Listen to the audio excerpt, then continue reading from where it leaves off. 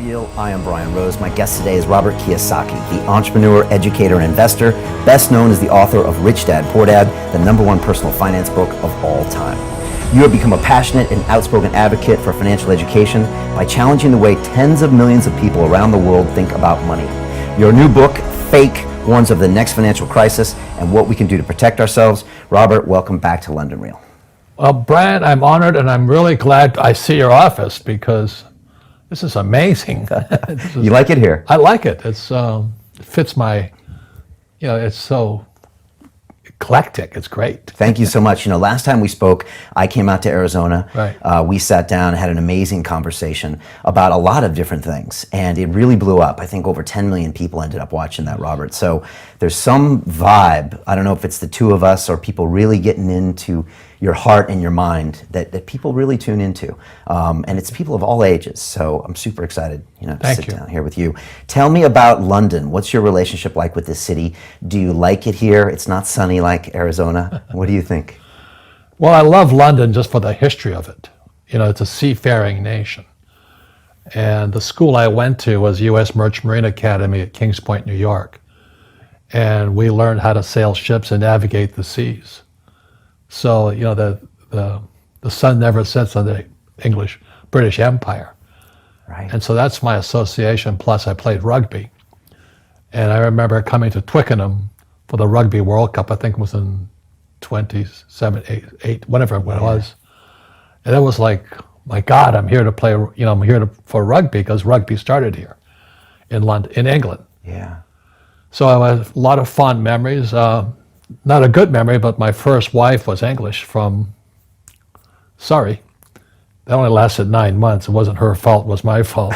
She should never have married a rugby player. And I came back several times to play rugby here. So it's been, those are my drinking and playing rugby and chasing beautiful women days. And I loved it here. So anyway, that's my association with England. Yeah, well, welcome back. I mean, you were a merchant marine, spent a lot of time, all around the world doing that. And I guess England really paved the way for a lot of that seafaring tradition and protocols, right? Correct. They ruled the oceans. There was a British East India Company, one of the most notorious pirate company going. One of the first limited companies, right? Correct. And the American flag is a flag of the British East India Company. And most people don't know that. So they said, well, in America, they tell us that Betsy Ross sold the flag. All Betsy Ross did was take the British East India flag. You should look it up. And she put stars on it. Really? And that was the American flag. So the sun still doesn't set on the English Empire. I'm going to look that up. We were called the Great Pirates. Yeah. I'm really curious about you, Robert, because when I saw you in Arizona, I saw how you're living out there, Rich Dad headquarters. We spent time with Jim Rickards, and it was just an amazing time. But I noticed that you don't have to travel the world and do all this teaching. You could retire, but you still do. And I'm wondering what pushes you to get out there and make these long trips. I mean, even when I saw you in Arizona, you were just coming back from Japan. You were, struggling with health, but you were showing up and making it happen. Why? Right. Well, the long answer to the short question is being an entrepreneur. I was in the rock and roll industry. And back in the 80s, I started studying with a man named Dr. R. Buckminster Fuller, best known for the geodesic dome. So in '67, I hitchhiked from New York City to Montreal, Canada to see Expo 67. And Buckminster Fuller's dome was the U.S. pavilion there. So Expo 67 was the World's Fair on the Future, and Fuller was a futurist. But I didn't meet him there, and then back in 1981, I finally met him in Kirkwood, California, on a seminar called The Future of Business. And so I studied with him 81, 82, and 83, and I was a hardcore make money entrepreneur. And one day Fuller asked me, he says, "What's your life's purpose?" And I said, "Make money." And how did I know that was the wrong answer? And he scolded me, because here I'm in rock and roll, it's sex, drugs, rock and roll. I don't do drugs, but I was trying for the rest. And he goes, it's a waste of a good mind just to make money. I'm going, what do you mean? He says, I thought we were supposed to make money. And he just challenged my paradigm, the way I looked at world and the business. He says, and I covered this in Fake, and the question he asked me, he says, why don't you do what God wants you to do? I went, what? He says, look, humanity is evolving. And you have to ask yourself, what does God want done? Not what Robert Kiyosaki wanted done. What does God want done? And he kind of scolded me in front of the whole class. I'm going, I said, what's wrong with rock and roll? He goes, it's about you. It's your passion, but it's not God's purpose. I'm not really religious. I'm not pumping that. So the question, I had to ask myself, what does God want done in the evolution of life? And it came to me is, I don't think God wants people to be poor. And today in the world, America especially, is this gap between the rich and everybody else. And I know the game of the rich. My rich dad taught me, you know it because you're the banker. The game the bankers and the rich play is different than what they teach you in school. And that's the story of Rich Dad, Poor Dad. My poor dad, PhD, stands for poor, helpless, and desperate. They don't know anything about money.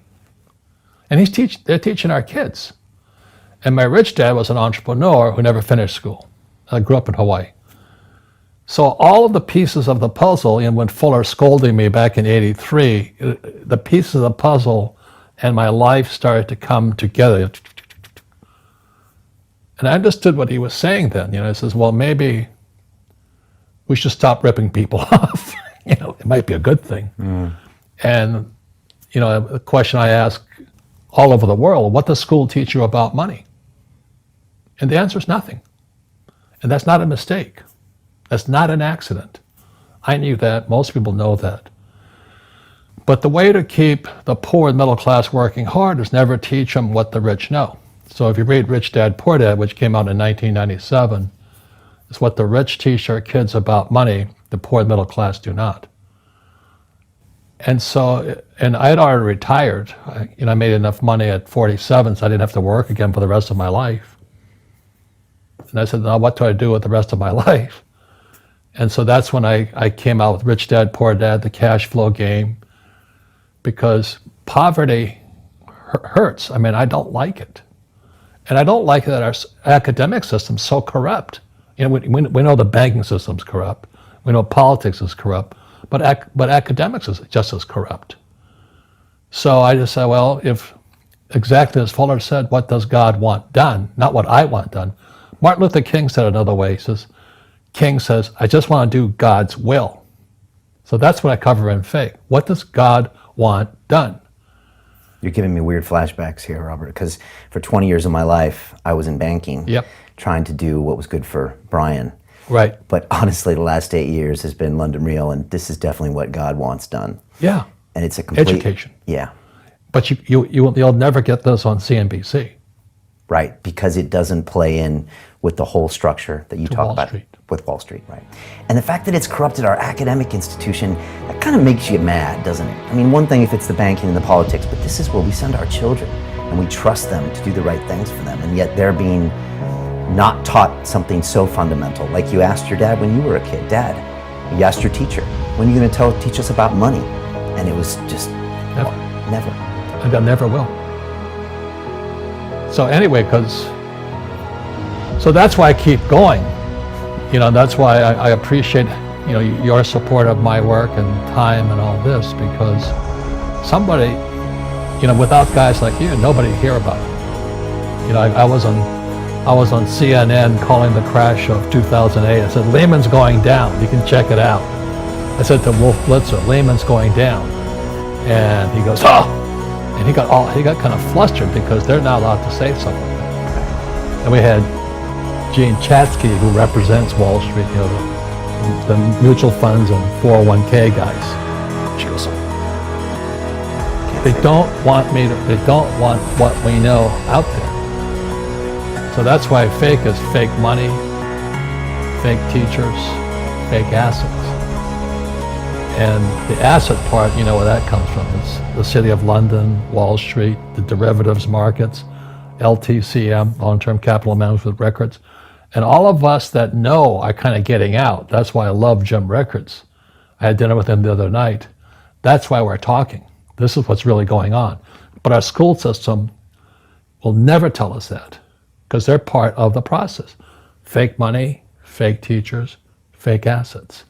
They're all one scenario. And that's what Bucky Fuller's kind of inspired me to do back in '83. He says, you know something. What do you know? Share it. What does God want done? Or as Martin Luther King says, I just want to do God's will. So what drives me on, and my health is not the best, but the will, the spirit keeps me on. And you're still publishing books. You got another one on the way. You're going from here to Poland to Romania to South Africa to Japan to... It's a powerful pace. I want to get into what we talk about in faith. Yeah, but CNN never invited me back after that either.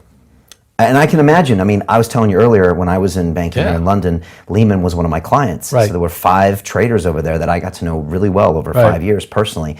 And to suggest that Lehman would have gone bankrupt even 6 months earlier, it's sacrosanct. Yeah. Not to mention from a network that probably gets a lot of advertising dollars from blah, blah, blah. Yes. And then I watched it happen on a Sunday night. I was telling you, I got a call at home from one of the traders said, are you coming into work? I said, it's Sunday night. I'm not. And he said, we're melting down now. We need you in because we have to undo all of our transactions now. And they walked out with cardboard boxes. Right. And that's because Lehman didn't play ball with them on LTCM, the Russian ruble deal. Right, and we're going to get into this. So they banged Lehman because, hey, you broke the boys club code. It's a nasty business. Yeah, and you talk about that in the fake assets, and I want fake money. I wanted to preface this whole interesting thing by a quote that you've said once, and you said, the primary difference between a rich person and a poor person is how they manage fear. And when most people hear that, they would probably say, well, that's something completely different than money, Robert. That doesn't have anything to do, with money. You have a lot of strong statements where you say things like that. How do people normally react? Well, when I talk to most people, I said, look, first of all, let's go back to what is financial education? It's not get a job, work hard, save money, and invest in a well-diversified portfolio of stocks, bonds, mutual funds, and ETFs. That's not it. Money is, the financial industry is 2 things, debt and taxes. Debt and taxes. And that's where fake starts. 1971, Nixon took the dollar off the gold standard, and the US dollar became debt. And we still tell kids to go to school, get a job, work hard, save money, and get out of debt. Now, who tells them to do that? That's the most ridiculous thing there is. The book starts and it says, lie number 1, saving money will make you rich. Yeah, it never will. You know that. All taught that as kids. Yeah, because they can print it. Why would you save it and why would you work for it if they can print it faster than you can work for it? And number 2 is they keep dropping the interest rates on it. Japan still has zero interest rate policy. And the Japanese are the biggest savers in the world. And I'm Japanese, I'm 4th generation. They're not too bright. Right. Why do you keep saving when they're printing it? When I'm in Japan, that's what I mean by fear. They're so afraid because the Japanese, they're a good culture, but they do as they're told. Right. It's very conformist. Very conformist, very conformist. So they just do as they're told. And then they just save money, and their government, this guy Abenomics, is just printing trillions of it and buying ETFs with it, and they don't know what to do. And they've been doing this for 20 years. Because they're afraid. They're afraid, okay. They're afraid they might make a mistake. They're good little students in school. Go to school, get a job, don't make mistakes. Right, and that's what school conditions people to do, Correct. is to not get mistakes. Correct. Get an A on the test, show up and do your homework. But to be a great entrepreneur and investor and a great rich person, you have to engineer mistakes into your life. Well, I write about it in Fake, the way I learned to be I flew them, I stopped selling for Standard Oil of California as a 3rd mate for them. and I went to fly for the U.S. Marine Corps in Vietnam. And the military education is different than academic education. We're taught to make mistakes. So every day I'd fly, and we had to kill the engine on our aircraft and crash. It's called auto rotation. I used to fly R-22s, and it's the scariest thing you've ever done. But every aircraft we do, I was cross-trained in all the aircraft. We always practice crashing. Because one day, as you know, you will crash. And you did crash. And I did crash 3 times. But if I didn't practice that, I'd be dead.